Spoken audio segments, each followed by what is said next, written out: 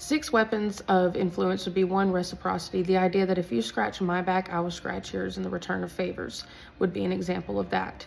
Second would be commitment and consistency. An idea of this would be when you go to buy a car and your final number is not at all what you thought it was going to be and what was discussed before, but you know that you want that car and you've gone this far and sat here for hours. Why would you back out now? That's the commitment and consistency that we tend to make.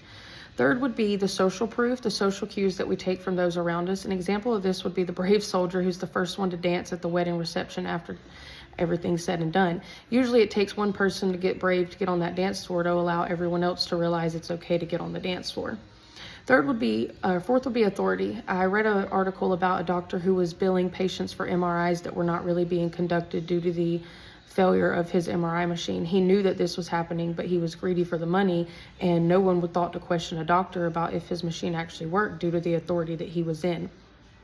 Friendship and liking would be another. An example of this would be us buying Miss Karen's Mary Kay from her, who lives a couple doors down, rather than going to our local makeup dealer at Dillard's, due to the idea that we know her and using this warm market technique by supporting the small business in the community of people that we know and our friends. Last would be scarcity. An example of this would be when Nike decides to drop a shoe. They only drop about 300 of this one shoe. They have a certain date. Their website usually crashes when the release dates happen due to these people wanting this scarce, limited shoe.